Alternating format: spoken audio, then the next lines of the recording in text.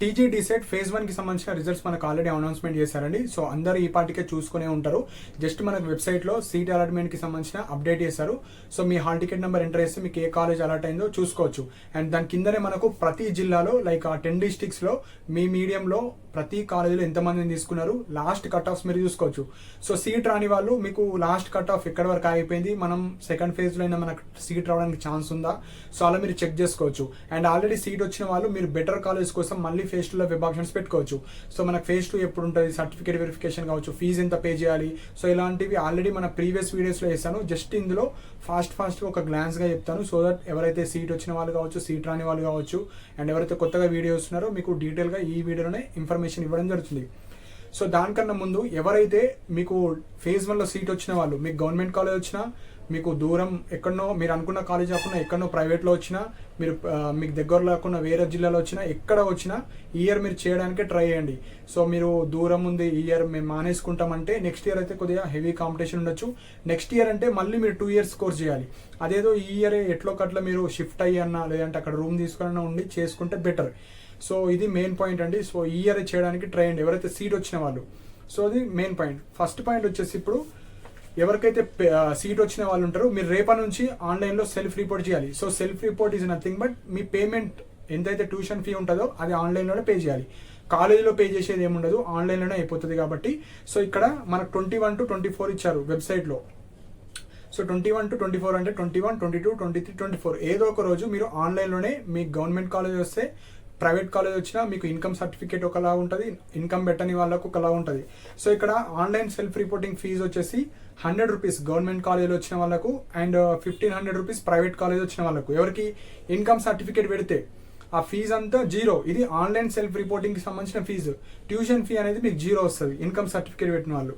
అదే income certificate ఏవైతే పెట్టలేరో government college వస్తే 2385 రూపీస్ అండ్ ప్రైవేట్ కాలేజీలో వచ్చిన వాళ్ళు 12,500.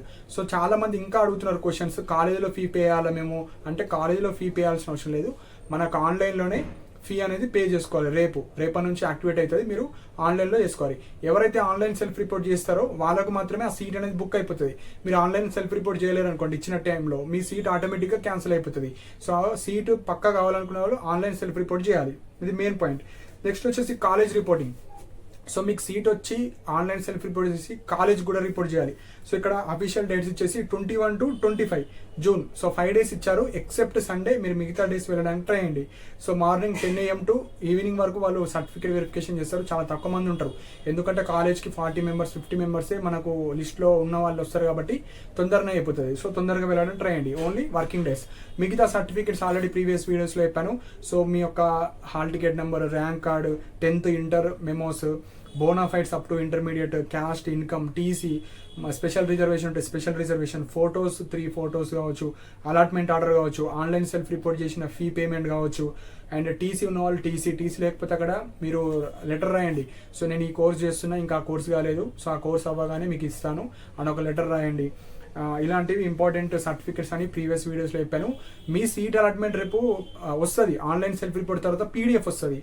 This candidate is allotted to this college, go to this college honour before 21 to 25 అని ఇస్తారు. PDF ఇస్తారు. ఆ PDFలోనే మీకు ఏమేమి సర్టిఫికేట్స్ తీసుకెళ్లాలని ఇస్తారు. సో అందులో ఉన్న సర్టిఫికేట్స్ అన్ని మీరు తీసుకెళ్తే సరిపోతుంది. లేదంటే మనకు ఫిజికల్ వెరిఫికేషన్ ఏవైతే ఉన్నాయో అవి తీసుకుపోయినా సరిపోతుంది. సో ఇప్పుడు మనకు ప్రైవేట్ కాలేజ్లో ఎవరికైతే సీట్ వచ్చిన వాళ్ళు ఉన్నారో నేను ముందే చెప్తున్నాను. సో వాళ్ళు అడిగినా అడగకపోయినా ఈ అమౌంట్ అయితే మీరు తీసుకొని వెళ్ళండి. సపోజ్ ఎవరైతే కొంతమంది ప్రైవేట్ కాలేజీలో వస్తే అక్కడ ఒక 3,000 to 5,000 తీసుకోవడం జరుగుతుంది. ఎందుకంటే అడ్మిషన్ ఫీ అని, లేదంటే ఇట్లా ప్రాసెసింగ్ ఫీ అని. సో మీకు ఇందులో సీట్ వచ్చింది కాబట్టి సో ఈ ఫీ అనేది మీరు పే చేయాలని ఎక్స్ట్రా ఫీజు అడగచ్చు. సో ప్రీవియస్ బ్యాచ్ వాళ్ళకి అడిగింది కాబట్టి నేను ముందే చెప్తున్నా. అడగకపోతే హ్యాపీ, అడిగితే ఆ 3,000 2,000 వాళ్ళు అక్కడ కట్టించుకుంటారు. సో ఆ అమౌంట్ అనేది మీరు తీసుకొని వెళ్ళండి. సో పక్కా మనకు ఆన్లైన్లో సెల్ఫ్ రిపోర్ట్ చేస్తేనే మీ సీట్ ఉంటుంది. ఆన్లైన్లో సెల్ఫ్ రిపోర్ట్ చేయకపోతే ఆటోమేటిక్గా క్యాన్సిల్ అయిపోతుంది. సో సీట్ కావాలనుకునే వాళ్ళు ఆన్లైన్ సెల్ఫ్ రిపోర్ట్ చేయాలి. So next certificate verification. So ఎవరైతే ఫేజ్ 1లో లైక్ డీసెట్ ఎంట్రన్స్ ఎగ్జామ్ రాసి క్వాలిఫై అయ్యి సర్టిఫికేట్ వెరిఫికేషన్ ఫెయిల్ అయిన వాళ్ళు, సర్టిఫికేట్ వెరిఫికేషన్ వెళ్ళని వాళ్ళు మళ్ళీ మీకు సర్టిఫికేట్ వెరిఫికేషన్ ఉంటుంది. కానీ అఫీషియల్గా ఇంకా డేట్ రాలేదు. డేట్ వస్తుంది ఈ కౌన్సిలింగ్ తర్వాత. 1 or 2 days మళ్ళీ గవర్నమెంట్ కాలేజ్లో ఉంటుంది. మీకు ఏ సెంటర్ అయితే వచ్చిందో ప్రీవియస్గా అదే సెంటర్కి వెళ్ళి సర్టిఫికేట్ వెరిఫికేషన్ చేసుకోవాలి. సో ఇది మెయిన్ పాయింట్. ఫేజ్ 2 ఎప్పుడు ఉంటుంది? సో ఆల్రెడీ సీట్ వచ్చి బెటర్ కాలేజ్ కోసం వెయిట్ చేసేవాళ్ళు అండ్ ఎవరైతే ఫేజ్ 1లో సీట్ రాని వాళ్ళు వాళ్ళందరూ మళ్ళీ వెబ్ ఆప్షన్స్ పెట్టుకోవచ్చు. సో వెబ్ ఆప్షన్స్ వచ్చేసి మోస్ట్లీ జూలై ఫస్ట్ వీక్లో ఉంటుంది. సో అఫీషియల్ డేట్ అయితే రాలేదు, కాకపోతే జూలైలో మనకు ఫస్ట్ వీక్ కావచ్చు, జూలై 10th లోపైన మళ్ళీ మీకు వెబ్ ఆప్షన్స్ ఉంటుంది. సో అప్పుడైనా ప్రాపర్గా మీకు అన్ని పెట్టుకోండి. అన్ని పెట్టుకుంటే మీకు రిజర్వేషన్ ప్రకారంగా ఉంటుంది కాబట్టి. సో ఎక్కువ గర్ల్సే ఉన్నారు ఈసారి కాంపిటీషన్ కాబట్టి. అండ్ ఇక్కడ మెయిన్ పాయింట్ ఏంటంటే ఇప్పుడు మీరు ఆ పీడిఎఫ్స్లో చూడొచ్చు, లైక్ ఆ ఇచ్చిన వెబ్సైట్లో ప్రతి కాలేజీలో మీ కేటగిరీలో, ఎగ్జాంపుల్ మీరు బీసీబీ అనుకోండి, బీసీబీలో ఒక కాలేజ్ పెట్టారు వెబ్ ఆప్షన్, అందులో ఎందుకు రాలేదు, లాస్ట్ కట్ ఆఫ్ ఎంత ఉంది, మన ర్యాంక్ ఎంత ఉంది, ఆ ర్యాంక్ ఎంత చూసుకోండి. అండ్ వేకెన్సీస్ ఫేజ్ 2లో ఎవరికైతే ఫేజ్ 2లో వేకెన్సీస్ ఎట్లా వస్తాయంటే, ఇప్పుడు ఫేజ్ 1లో అందరికి సీట్స్ ఇచ్చారు, ఫేజ్ 1లో ఆన్లైన్ సెల్ఫ్ రిపోర్ట్ ఎవరైతే చేయరో ఆ సీట్స్ అన్ని వేకెన్సీ కింద వస్తాయి. First point. సో అవి మాత్రమే ఇప్పుడు వేకెన్సీ కింద వస్తాయి కాబట్టి చాలా తక్కువ సీట్స్ ఉంటాయి. So almost 80 to 90% of students అందరూ వచ్చిన కాలేజీలో వెళ్ళిపోతారు. సో అది దూరం ఉండని ఎక్కడ ఉండని వాళ్ళు ఆల్మోస్ట్ చేయడానికి రెడీ ఉన్నారు 80 to 90%. కొంతమంది సపోజ్ ఆన్లైన్ సెల్ఫ్ రిపోర్ట్ చేయకుండా ఆ సీట్స్ మాత్రమే మళ్ళీ ఫేజ్ 2లో వస్తాయి. అవి కూడా మీ రిజర్వేషన్లో వేకెన్సీ ఉంటేనే మీకు సీట్ వస్తుంది. మీ రిజర్వేషన్లో అందరూ కాలేజీలో ఫస్ట్ ఫేజ్లో జాయిన్ అయిపోయారు, మీకు ఫేజ్ 2లో రాదు. సో ఇది మెయిన్ పాయింట్ కాబట్టి ఆ వేకెన్సీ లిస్ట్ ప్రతి జిల్లాలో క్యాస్ట్ లాస్ట్ కట్ ఆఫ్ ఎంత ఉందో అది చెక్ చేసుకోండి. సో దట్ మీకు యూజ్ అవుతుంది. సపోజ్ మీరు ఫేజ్ 2లో పార్టిసిపేట్ చేసిన హోప్ పెట్టుకోవడానికి. సో ఇప్పుడు పెద్ద ర్యాంక్ ఉండి మళ్ళీ హోప్ పెట్టుకుంటే రాకపోవచ్చు.